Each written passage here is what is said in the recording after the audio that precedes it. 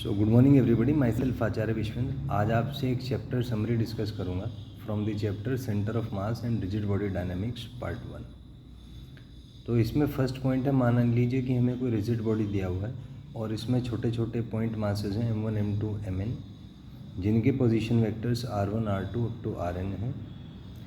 तो इस पूरे सिस्टम का जो सेंटर ऑफ मास का पोजीशन वेक्टर होगा वो होता है m1 r1 plus m2 r2 plus so on up to mn rn divided by m1 plus m2 plus so on up to mn। ये सेंटर ऑफ ग्रेविटी के कॉन्सेप्ट से आया है डेरिवेशन, तो वहाँ से RCM आया है।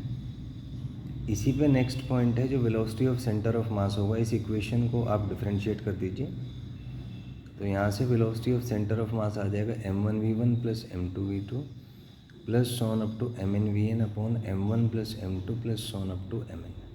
ये velocity of centre of mass आ जाएगा।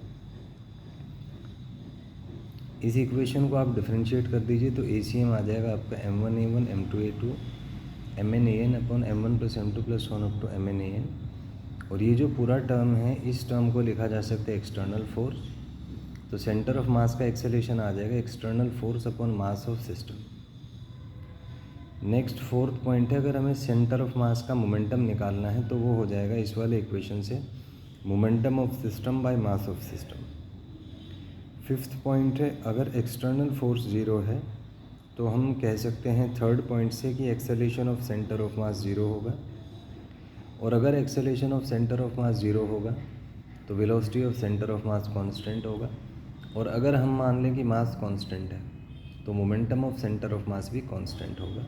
इसी को कहा जाता है law of conservation of momentum, LOCOM short में, कि अगर किसी बॉडी पर एक्सटर्नल फोर्स ज़ीरो है तो उसका लीनियर मोमेंटम कंजर्व होता है या कांस्टेंट होता है। इसका एक स्टैंडर्ड केस है गन बुलेट प्रॉब्लम। एक गन आपको दिया हुआ है, एक बुलेट दिया है, गन का मास m1, बुलेट का m2, वेलोसिटीज v1 v2 हैं। तो अगर इनिशियली सिस्टम रेस्ट में है तो इसका जो फोर्सेस हैं इस पर इक्वल एंड अपोजिट लगेंगे।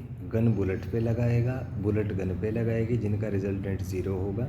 तो सिस्टम का मोमेंटम कंजर्व होगा, मतलब ज़ीरो होगा फाइनल मोमेंटम। तो वहाँ से आपका आ जाएगा m1v1 is minus m2v2।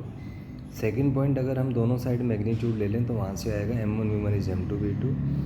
Third point, अगर इसमें टोटल हीट रिलीज्ड Q है तो इसका जो मोमेंटम आ जाएगा वो आएगा √2q m1 m2 by m1 plus m2। Fourth point, अगर हम यहाँ पे इसका स्पीड कैलकुलेट करें तो v1 आ जाएगा √2q m2 upon m1 plus m2। Fifth point, अगर हम v2 कैलकुलेट करें तो आएगा √2q m1 upon m1 plus m2। Sixth point है काइनेटिक एनर्जी, क्योंकि मास के इन्वर्स रेशो में होगी, so k1 upon k2 will be m2 by m1, यहाँ से आ जाएगा। तो ये कुछ स्टैंडर्ड केसेस हैं।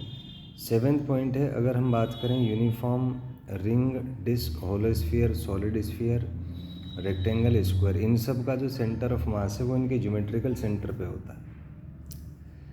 जबकि नेक्स्ट अगर बात करें हम सेमी रिंग या सेमी डिस्क की, तो सेमी रिंग का ये जो मान लीजिए डायमीटर है इसका, तो डायमीटर से